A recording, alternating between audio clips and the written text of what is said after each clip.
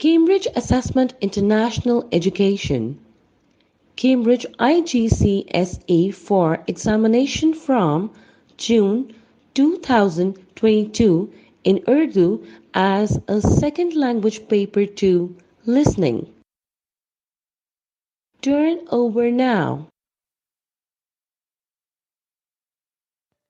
مشق نمبر 1 سوال نمبر 1 تا 8 سوال نمبر 1 تا 8 کے لیے آپ 8 مختلف حصے سنیں گے۔ ہر سوال کا جواب دی گئی لائن پر تحریر کریں۔ آپ کا جواب مختصر ہونا چاہیے۔ آپ ہر حصے کو 2 بار سنیں گے۔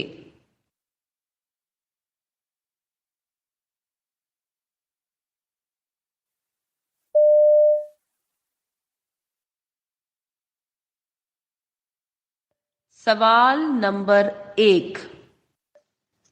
آج تم بہت خوش لگ رہی ہو، کیا بات ہے؟ کوئی خاص موقع ہے؟ ہاں، آج امی نے کہا ہے کہ شام کو میرا پسندیدہ کھانا بنائیں گی۔ واہ، پھر تو تمہارا دن بہت اچھا گزرنے والا ہے۔ بتاؤ تو صحیح، تمہیں سب سے زیادہ کیا پسند ہے؟ اصل میں مجھے ہر چیز پسند نہیں آتی، لیکن جب گھر میں بریانی بن رہی ہو تو پوچھو مت۔ بریانی؟ ہاں، وہ تو سب کو پسند ہے۔ تمہیں مرغ بریانی پسند ہے یا رسیلی بکرے کے گوشت سے بنی؟ دیسی مرغ بریانی ہی سب سے مزیدار لگتی ہے۔ اس کی خوشبو ہی بھوک بڑھا دیتی ہے اور رائتے کے ساتھ تو مزہ ہی آ جاتا ہے۔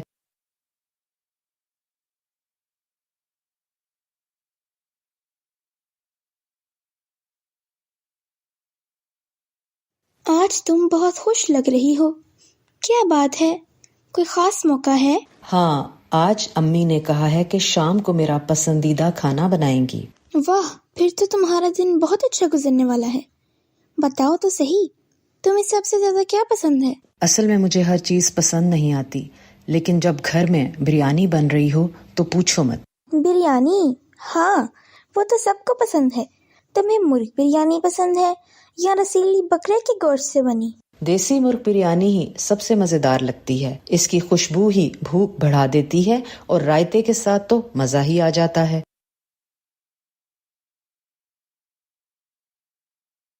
سوال نمبر 2۔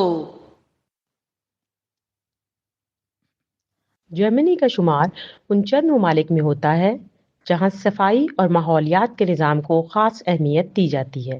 وہاں کوڑا کرکٹ صرف ضائع نہیں کیا جاتا بلکہ اس سے مختلف مفید کام لیے جاتے ہیں۔ مثال کے طور پر میونخ شہر میں جو بجلی استعمال ہوتی ہے اس کا تقریباً 12% کوڑے سے حاصل کیا جاتا ہے۔ شہر بھر کا کوڑا ایک جگہ جمع کیا جاتا ہے، پھر جدید مشینوں میں جلایا جاتا ہے۔ اس عمل سے جو بھاپ پیدا ہوتی ہے وہ گیس میں تبدیل ہو جاتی ہے اور یہ گیس پائپوں کے ذریعے بجلی پیدا کرنے والے جنریٹروں تک پہنچائی جاتی ہے۔ یوں جرمنی نے کوڑے کو ایک مفید توانائی کے ذریعے میں بدل دیا ہے۔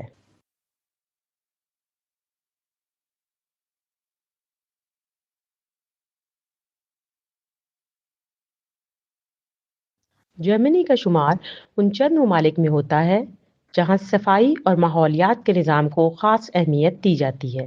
وہاں کوڑا کرکٹ صرف ضائع نہیں کیا جاتا بلکہ اس سے مختلف مفید کام لیے جاتے ہیں۔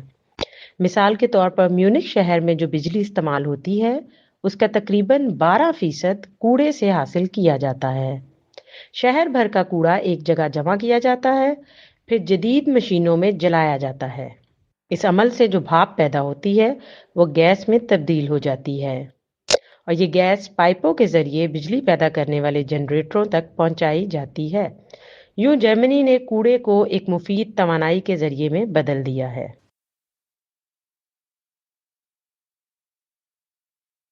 سوال نمبر 3۔ خواتین و حضرات، آپ سے درخواست کی جاتی ہے کہ بورڈنگ کارڈ اور دستی سامان لے کر قطار بنا کر تحمل سے جہاز میں سوار ہوں۔ جہاز میں اپنی سیٹ کے اوپر والے خانے میں اپنا دستی سامان رکھ کر ڈھکن مضبوطی سے بند کر دیں۔ مخصوص نشست پر تشریف رکھیں، سیٹ بیلٹ باندھ لیں اور جہاز میں ہونے والے اعلانات کو غور سے سنیں اور انہی کے مطابق عمل کریں۔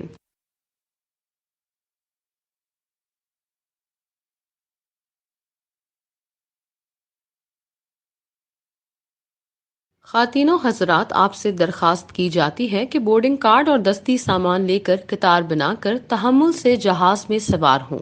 جہاز میں اپنی سیٹ کے اوپر والے خانے میں اپنا دستی سامان رکھ کر ڈھکن مضبوطی سے بند کر دیں۔ مخصوص نشست پر تشریف رکھیں، سیٹ بیلٹ باندھ لیں اور جہاز میں ہونے والے اعلانات کو غور سے سنیں اور انہی کے مطابق عمل کریں۔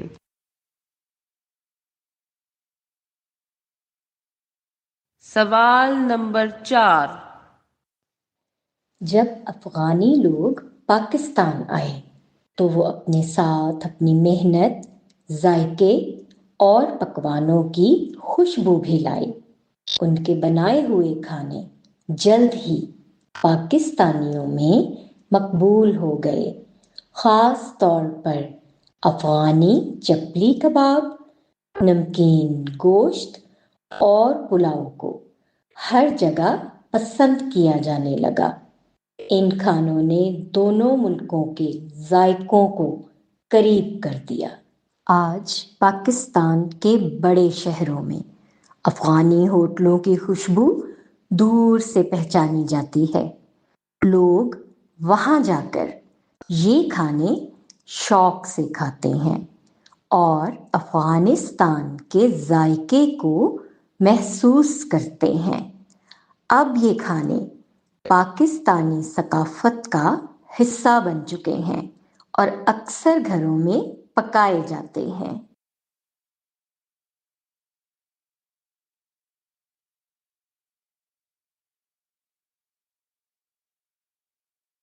جب افغانی لوگ پاکستان آئے تو وہ اپنے ساتھ اپنی محنت، ذائقے اور پکوانوں کی خوشبو بھی لائے۔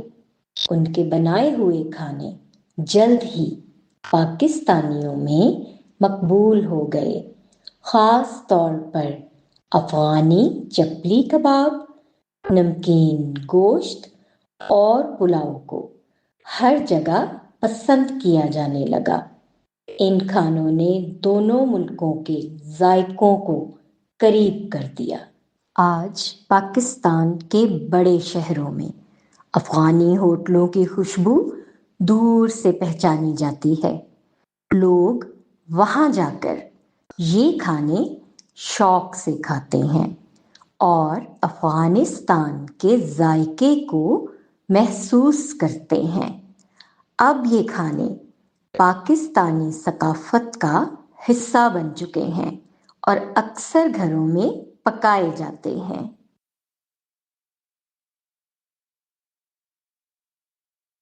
سوال نمبر 5۔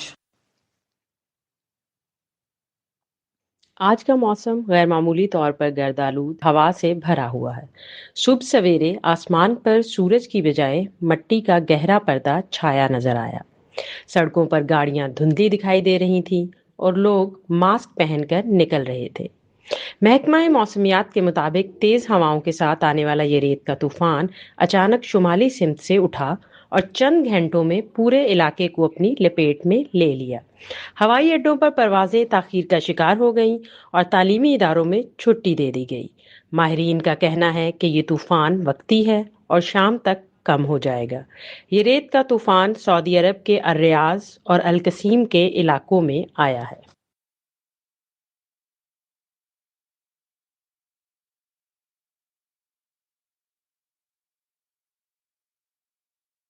آج کا موسم غیر معمولی طور پر گردآلود ہوا سے بھرا ہوا ہے۔ صبح سویرے آسمان پر سورج کی بجائے مٹی کا گہرا پردہ چھایا نظر آیا۔ سڑکوں پر گاڑیاں دھندلی دکھائی دے رہی تھیں اور لوگ ماسک پہن کر نکل رہے تھے۔ محکمہ موسمیات کے مطابق تیز ہواؤں کے ساتھ آنے والا یہ ریت کا طوفان اچانک شمالی سمت سے اٹھا اور چند گھنٹوں میں پورے علاقے کو اپنی لپیٹ میں لے لیا۔ ہوائی اڈوں پر پروازیں تاخیر کا شکار ہو گئیں اور تعلیمی اداروں میں چھٹی دے دی گئی۔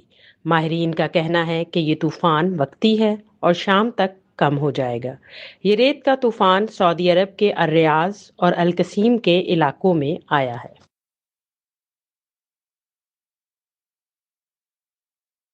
سوال نمبر 6۔ دریائی گھوڑا بظاہر بھاری بھرکم جانور ہے، لیکن اس کی رفتار دیکھ کر اکثر لوگ حیران رہ جاتے ہیں۔ یہ پانی میں زیادہ وقت گزارتا ہے، مگر جب زمین پر دوڑنے لگتا ہے تو نہایت تیزی سے حرکت کرتا ہے۔ ماہرین کے مطابق ایک بالغ دریائی گھوڑا زمین پر تقریباً 30 کلومیٹر فی گھنٹہ کی رفتار سے دوڑ سکتا ہے۔ اتنی رفتار پر یہ عام انسان سے کہیں آگے نکل جاتا ہے، حالانکہ اس کا وزن 1 ٹن سے بھی زیادہ ہوتا ہے۔ یہی وجہ ہے کہ جنگل کے جانور اکثر اس کے سامنے رکنے کے بجائے راہ بدل لیتے ہیں۔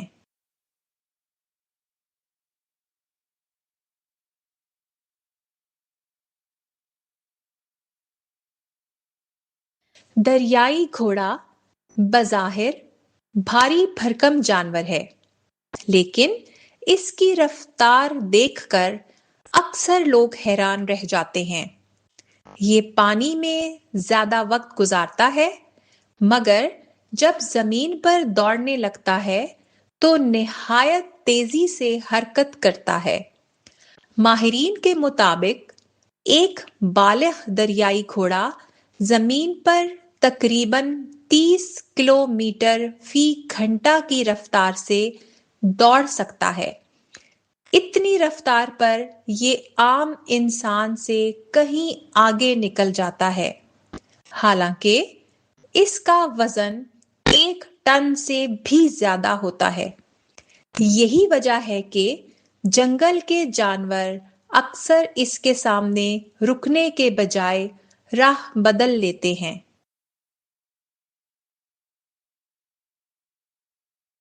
سوال نمبر 7۔ میں ایک مصور ہوں۔ مجھے تاریخی عمارتیں ہمیشہ اپنی خوبصورتی اور شان و شوکت کے باعث متوجہ کرتی ہیں۔ جب میں کسی پرانی عمارت کو دیکھتا ہوں تو اس کے در و دیوار اور کھڑکیوں میں چھپی کہانیاں محسوس کرتا ہوں۔ میں ان پتھروں میں وقت کے نقش دیکھتا ہوں اور ان پر گزرے ہوئے زمانے کو رنگوں میں ڈھالتا ہوں۔ اپنے برش سے میں ان عمارتوں کو پھر سے جلا بخشتا ہوں تاکہ لوگ صرف تاریخ نہیں بلکہ اس کا حسن بھی محسوس کریں۔ اس لیے میں تاریخی عمارتوں میں شوق رنگ بھرتا ہوں۔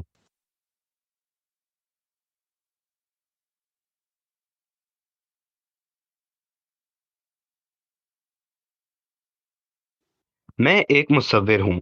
مجھے تاریخی عمارتیں ہمیشہ اپنی خوبصورتی اور شان و شوکت کے باعث متوجہ کرتی ہیں۔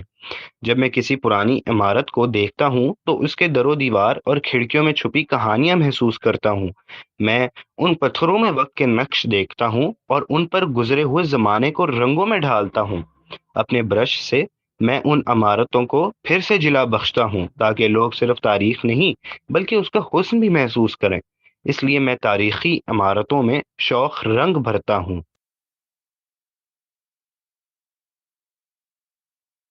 سوال نمبر 8۔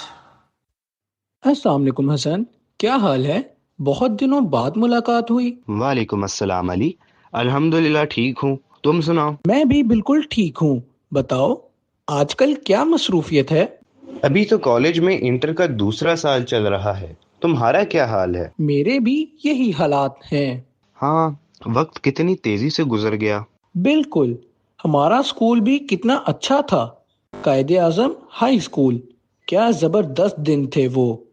واقعی وہ پرانے دن کبھی نہیں بھولیں گے۔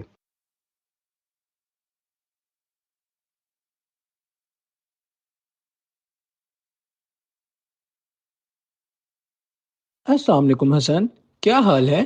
بہت دنوں بعد ملاقات ہوئی۔ وعلیکم السلام علی، الحمدللہ ٹھیک ہوں، تم سناؤ؟ میں بھی بالکل ٹھیک ہوں۔ بتاؤ آج کل کیا مصروفیت ہے؟ ابھی تو کالج میں انٹر کا دوسرا سال چل رہا ہے، تمہارا کیا حال ہے؟ میرے بھی یہی حالات ہیں۔ ہاں، وقت کتنی تیزی سے گزر گیا۔ بالکل، ہمارا اسکول بھی کتنا اچھا تھا۔ قائد اعظم ہائی اسکول، کیا زبردست دن تھے وہ۔ واقعی وہ پرانے دن کبھی نہیں بھولیں گے۔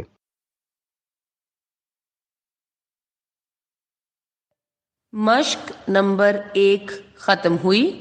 اب آپ تھوڑی دیر میں مشق نمبر 2 سنیں گے۔ پرچے میں دیے گئے مشق نمبر 2 کے سوالات پڑھیں۔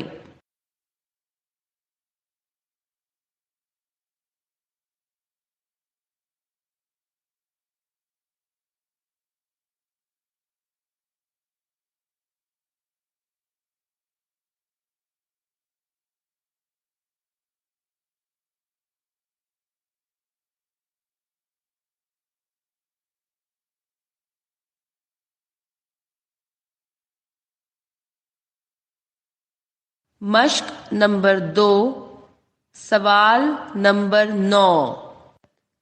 سموسا پر ایک رپورٹ سنیں اور نیچے دیے گئے جملے 1 یا 2 الفاظ لکھ کر مکمل کریں۔ آپ یہ رپورٹ 2 بار سنیں گے۔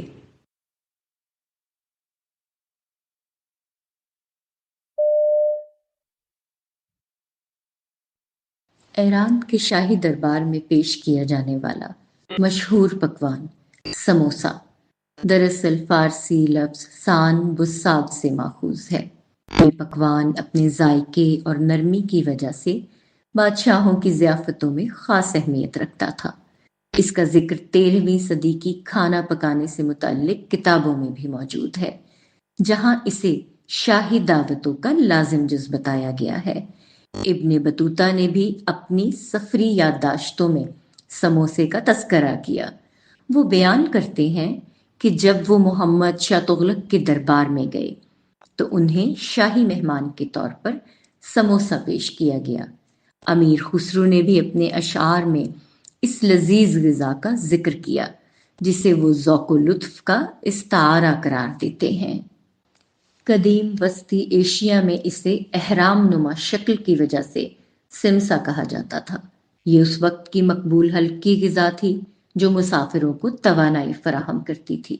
مسافر اسے دوران سفر الاؤ میں بھون کر کھایا کرتے تھے تاکہ سفر کے دوران گرم اور تازہ کھانا میسر رہے۔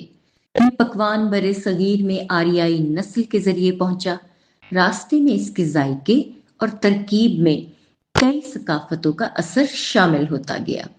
آہستہ آہستہ سموسا برِ صغیر سے نکل کر دنیا کے کئی خطوں میں پہنچا۔ کہا جاتا ہے کہ یہ دنیا کا پہلا فاسٹ فوڈ بھی تھا، جو اپنی سادگی اور ذائقے کی بنا پر ہر طبقے میں پسند کیا گیا۔ آلو قیمے اور سبزیوں کے مسالے سے بھرے ہوئے تکونی سموسے ہر مملکت کے ذائقے کے مطابق تیار کیے جاتے ہیں۔ اسے بنایا جانا فن کا کام ہے۔ میدا گوندھنا، بیلنا، مسالہ بھرنا اور خستہ تلنا، یہ سب مہارت اور تجربے سے ممکن ہے۔ آج یہ پکوان ہر عمر کے لوگوں کا پسندیدہ ہے۔ ماہرین کے مطابق یہ دنیا کی سب سے زیادہ مضر صحت خوراک ہے، کیونکہ یہ گھی میں تلا ہوا ہوتا ہے اور اس میں بے حد کیلوریز پائی جاتی ہیں۔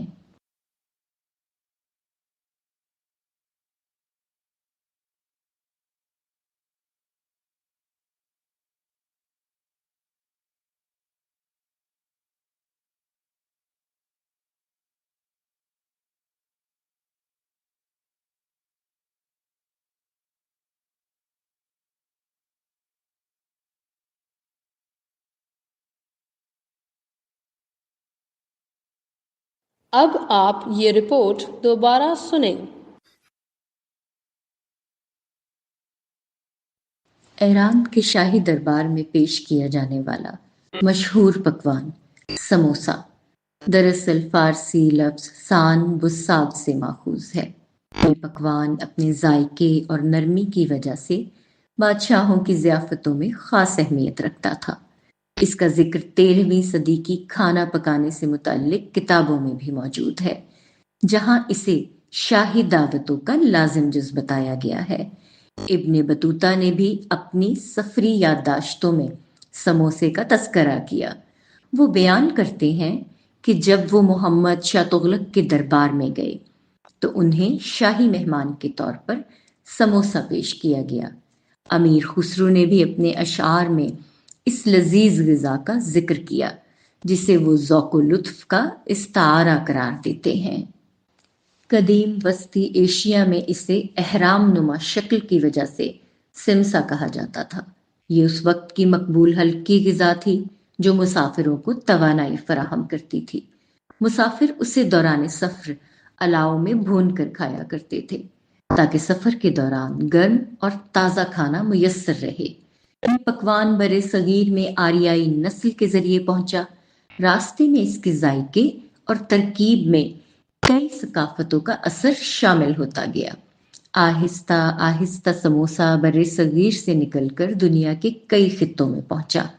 کہا جاتا ہے کہ یہ دنیا کا پہلا فاسٹ فوڈ بھی تھا جو اپنی سادگی اور ذائقے کی بنا پر ہر طبقے میں پسند کیا گیا۔ آلو قیمے اور سبزیوں کے مسالے سے بھرے ہوئے تکونی سموسے ہر مملکت کے ذائقے کے مطابق تیار کیے جاتے ہیں۔ اسے بنایا جانا فن کا کام ہے۔ میدا گوندھنا، بیلنا، مسالہ بھرنا اور خستہ تلنا، یہ سب مہارت اور تجربے سے ممکن ہے۔ آج یہ پکوان ہر عمر کے لوگوں کا پسندیدہ ہے۔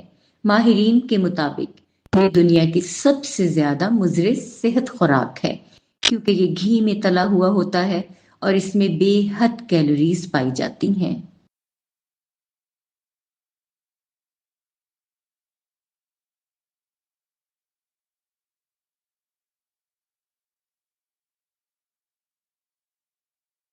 مشق نمبر 2 ختم ہوئی۔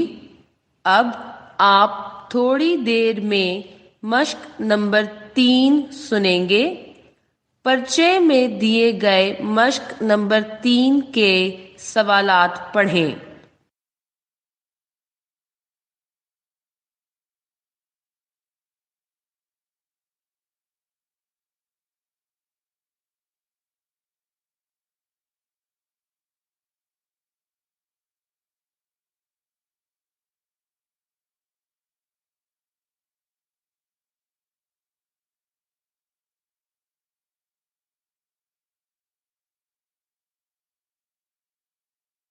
مشق نمبر 3 سوال نمبر 10۔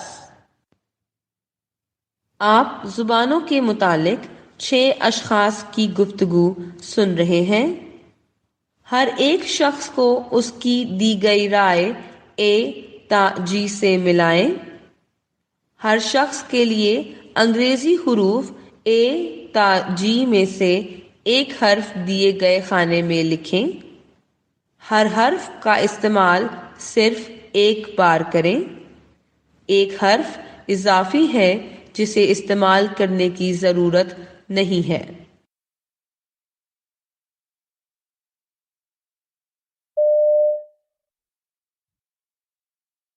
پہلی رائے۔ زبان کسی قوم کی پہچان اور ثقافت کی بنیاد ہوتی ہے۔ یہی وہ ذریعہ ہے جس کے ذریعے انسان اپنے احساسات، خیالات اور جذبات کا اظہار کرتا ہے۔ دنیا کے ہر ملک میں ایک ایسی زبان ہوتی ہے جو عوام کو ایک دوسرے کے قریب لاتی ہے۔ جیسے پاکستان میں اردو قومی زبان ہے اور ہر صوبے میں علاقائی زبانیں بولی جاتی ہیں۔ دوسری رائے۔ میں صوبہ پنجاب سے تعلق رکھتی ہوں جہاں مختلف لہجوں میں پنجابی بولی جاتی ہے۔ یہ زبان نہ صرف اظہار کا وسیلہ ہے بلکہ صوفیانہ ادب کا گہوارہ بھی ہے۔ سلطان باہو اور بلے شاہ جیسے بزرگوں نے اپنی شاعری سے اس زبان کو روحانیت اور محبت کے رنگوں سے آشنا کیا۔ پنجابی زبان میں تصوف کا ایسا گہرا رنگ ہے جو دلوں کو نرمی اور باطنی سکون عطا کرتا ہے۔ تیسری رائے۔ میرے علاقے میں سندھی زبان بولی جاتی ہے جو جنوبی ایشیا کی قدیم ترین زبانوں میں شمار ہوتی ہے۔ اس زبان میں عربی، فارسی اور ترکی کے بے شمار الفاظ شامل ہیں۔ یہ عربی رسم الخط میں لکھی جاتی ہے اور نظم، افسانہ، ڈرامہ اور سفر نامے جیسی اصناف ادب میں نمایاں کام کیا گیا ہے۔ سندھی زبان اپنی نرمی اور موسیقیت کی وجہ سے قاری کے دل میں اتر جاتی ہے۔ چوتھی رائے۔ میری مادری زبان پشتو ہے جو صدیوں سے قبائلی علاقوں میں بولی جاتی ہے۔ یہ زبان جغرافیائی حدود سے آگے جا کر دلوں کو جوڑتی ہے۔ پشاور یونیورسٹی اور ریڈیو ٹیلی ویژن کے ادارے اس کے فروغ میں سرگرم کردار ادا کر رہے ہیں۔ پشتو ادب بہادری، غیرت اور انسان دوستی کی علامت سمجھا جاتا ہے۔ پانچویں رائے۔ بلوچستان میں بلوچی زبان بولی جاتی ہے جو اپنی سادگی اور خلوص کی وجہ سے پہچانی جاتی ہے۔ بلوچی ادب میں رزمیہ اور عشقیہ شاعری کے ساتھ ساتھ داستانوں کا رنگ بھی نمایاں ہے۔ یہ زبان محبت، وفاداری اور فطری حسن کے تاثر کو اجاگر کرتی ہے۔ چھٹی رائے۔ اردو جو پاکستان کی قومی زبان ہے، مختلف زبانوں کے میل سے وجود میں آئی۔ یہی وجہ ہے کہ اسے لشکری زبان کہا جاتا ہے۔ اردو نے وقت کے ساتھ غیر معمولی ترقی کی ہے۔ ادیبوں، شاعروں اور ذرائع ابلاغ، خاص طور پر ٹی وی نے اس کے فروغ میں اہم کردار ادا کیا ہے۔ آج یہ دنیا کی دوسری بڑی زبان کے طور پر مانی جاتی ہے اور یہی میری پہچان ہے۔ اب آپ یہ گفتگو دوبارہ سنیں۔ پہلی رائے۔ زبان کسی قوم کی پہچان اور ثقافت کی بنیاد ہوتی ہے۔ یہی وہ ذریعہ ہے جس کے ذریعے انسان اپنے احساسات، خیالات اور جذبات کا اظہار کرتا ہے۔ دنیا کے ہر ملک میں ایک ایسی زبان ہوتی ہے جو عوام کو ایک دوسرے کے قریب لاتی ہے۔ جیسے پاکستان میں اردو قومی زبان ہے اور ہر صوبے میں علاقائی زبانیں بولی جاتی ہیں۔ دوسری رائے۔ میں صوبہ پنجاب سے تعلق رکھتی ہوں، جہاں مختلف لہجوں میں پنجابی بولی جاتی ہے۔ یہ زبان نہ صرف اظہار کا وسیلہ ہے بلکہ صوفیانہ ادب کا گہوارہ بھی ہے۔ سلطان باہو اور بلے شاہ جیسے بزرگوں نے اپنی شاعری سے اس زبان کو روحانیت اور محبت کے رنگوں سے آشنا کیا۔ پنجابی زبان میں تصوف کا ایسا گہرا رنگ ہے جو دلوں کو نرمی اور باطنی سکون عطا کرتا ہے۔ تیسری رائے۔ میرے علاقے میں سندھی زبان بولی جاتی ہے جو جنوبی ایشیا کی قدیم ترین زبانوں میں شمار ہوتی ہے۔ اس زبان میں عربی، فارسی اور ترکی کے بے شمار الفاظ شامل ہیں۔ یہ عربی رسم الخط میں لکھی جاتی ہے اور نظم، افسانہ، ڈرامہ اور سفر نامے جیسی اصناف ادب میں نمایاں کام کیا گیا ہے۔ سندھی زبان اپنی نرمی اور موسیقیت کی وجہ سے قاری کے دل میں اتر جاتی ہے۔ چوتھی رائے۔ میری مادری زبان پشتو ہے جو صدیوں سے قبائلی علاقوں میں بولی جاتی ہے۔ یہ زبان جغرافیائی حدود سے آگے جا کر دلوں کو جوڑتی ہے۔ پشاور یونیورسٹی اور ریڈیو ٹیلی ویژن کے ادارے اس کے فروغ میں سرگرم کردار ادا کر رہے ہیں۔ پشتو ادب بہادری، غیرت اور انسان دوستی کی علامت سمجھا جاتا ہے۔ پانچویں رائے۔ بلوچستان میں بلوچی زبان بولی جاتی ہے جو اپنی سادگی اور خلوص کی وجہ سے پہچانی جاتی ہے۔ بلوچی ادب میں رزمیہ اور عشقیہ شاعری کے ساتھ ساتھ داستانوں کا رنگ بھی نمایاں ہے۔ یہ زبان محبت، وفاداری اور فطری حسن کے تاثر کو اجاگر کرتی ہے۔ چھٹی رائے۔ اردو جو پاکستان کی قومی زبان ہے، مختلف زبانوں کے میل سے وجود میں آئی۔ یہی وجہ ہے کہ اسے لشکری زبان کہا جاتا ہے۔ اردو نے وقت کے ساتھ غیر معمولی ترقی کی ہے۔ ادیبوں، شاعروں اور ذرائع ابلاغ، خاص طور پر ٹی وی نے اس کے فروغ میں اہم کردار ادا کیا ہے۔ آج یہ دنیا کی دوسری بڑی زبان کے طور پر مانی جاتی ہے اور یہی میری پہچان ہے۔ مشق نمبر 3 ختم ہوئی۔ اب آپ تھوڑی دیر میں مشق نمبر 4 سنیں گے۔ پرچے میں دیے گئے مشق نمبر 4 کے سوالات پڑھیں۔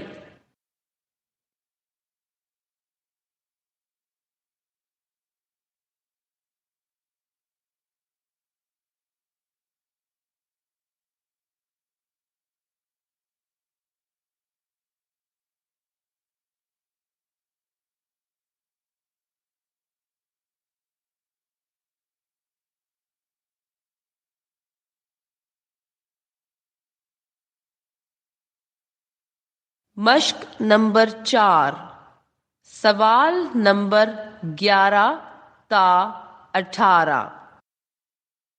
آپ فون پر ہما اور ہنا کی باتیں سن رہے ہیں، جن میں وہ انوکھے پتلی تماشے کے بارے میں باتیں کر رہی ہیں۔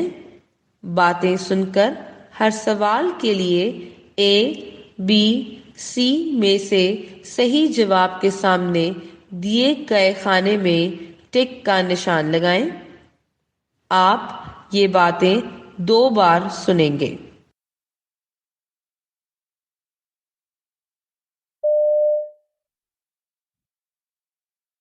السلام علیکم، تمہارا کیا حال ہے؟ اور یہ بتاؤ کہ کل تمہارے اسکول میں کیا سرگرمیاں ہو رہی تھی؟ ہمارے اسکول میں کھیلوں کا ہفتہ منایا جا رہا ہے، جس میں ہر روز مختلف کھیلوں کے مقابلے، ڈرامے، محفل مشاعرہ اور موسیقی کی تقریبات منعقد ہو رہی ہیں۔ ہاں، اور کیا آج بھی تمہارے اسکول میں کوئی خاص پروگرام تھا؟ آج ہمارے اسکول میں پتلی تماشا پیش کیا گیا، جو نہایت دلچسپ اور دلکش تھا۔ ارے، یہ پتلی تماشا کیا ہوتا ہے؟ میں نے تو کبھی نہیں دیکھا۔ پتلی تماشے کو اسٹریٹ تھیٹر یا نکڑ ناٹک بھی کہا جاتا ہے۔ یہ ایک قدیم فن ہے جو صدیوں سے لوگوں کی تفریح کا ذریعہ رہا ہے۔ ہاں، تو اس میں پتلیوں کو کیسے چلایا جاتا ہے؟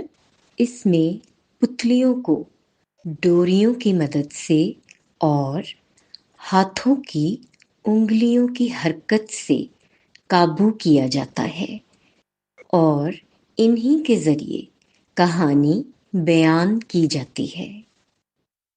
اور یہ بھی تو بتاؤ کہ یہ تماشا کہاں دکھایا جاتا ہے؟ پاکستان میں یہ تماشا عموماً گلی محلوں اور اسٹیج پر پیش کیا جاتا ہے، جہاں لوگ بڑی دلچسپی سے اسے دیکھتے ہیں۔ کیا اس سے ہمیں کوئی سبق بھی حاصل ہوتا ہے؟ جی ہاں، اس میں سبق آموز اور دلچسپ کہانیاں پیش کی جاتی ہیں، اور فنکار مختلف آوازوں کے ذریعے کرداروں کو زندہ کر دیتے ہیں۔ کیا یہ فن دوسرے ممالک میں بھی پایا جاتا ہے؟ جی ہاں، میری استانی نے بتایا کہ فرانس میں بھی ایک انوکھا پتلی تماشا پیش کیا گیا ہے۔ اس انوکھے تماشے میں کیا خاص بات ہے؟ اس میں دیو ہیکل انسانی شکل کی پتلیاں استعمال کی جاتی ہیں، جن کی لمبائی تقریباً 40 فٹ تک ہوتی ہے، اور انہیں چلانے والے لوگ ان کے سامنے بہت چھوٹے دکھائی دیتے ہیں۔ اور یہ انوکھا تماشا کہاں پیش کیا جاتا ہے؟ یہ تماشا سڑکوں اور عوامی مقامات پر اسٹریٹ تھیٹر کے طور پر پیش کیا جاتا ہے، جہاں لوگوں کی بڑی تعداد اسے دیکھنے کے لیے جمع ہوتی ہے۔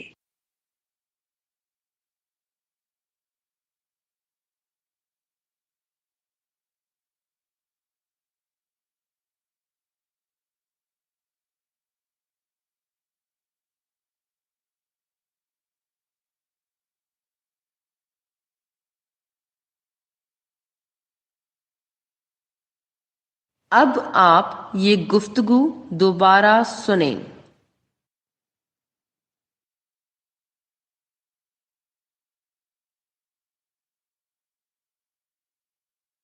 السلام علیکم، تمہارا کیا حال ہے اور یہ بتاؤ کہ کل تمہاری اسکول میں کیا سرگرمیاں ہو رہی تھی؟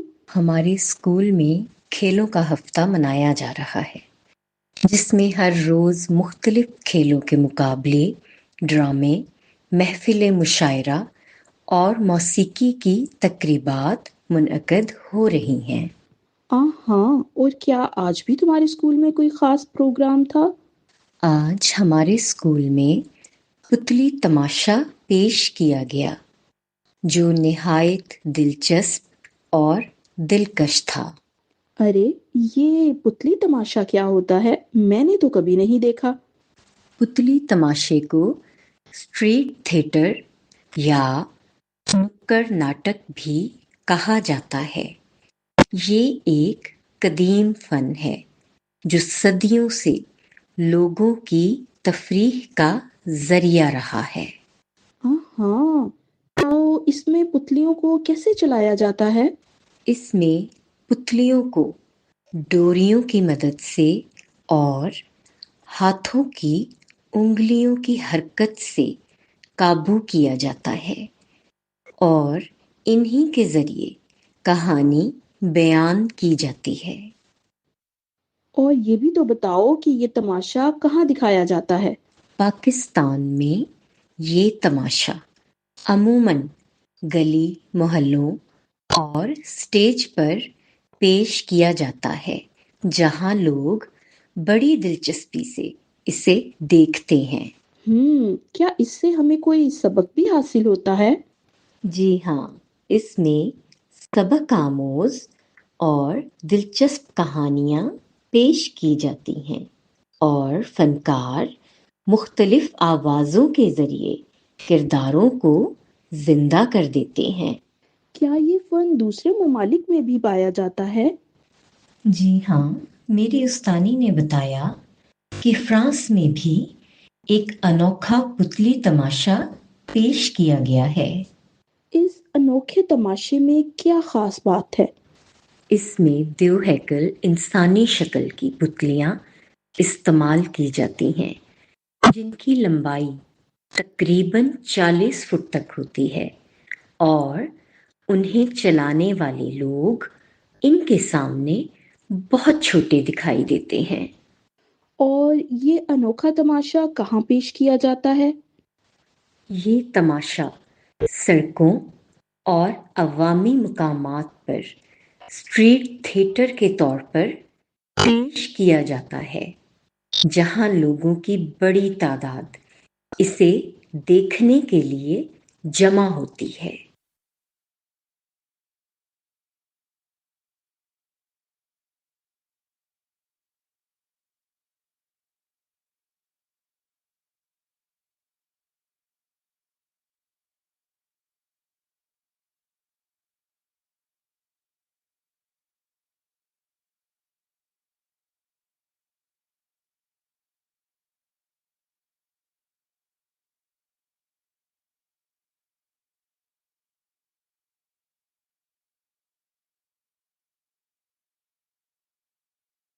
ریکارڈنگ ختم ہوئی اور اس کے ساتھ یہ امتحان بھی ختم ہوا۔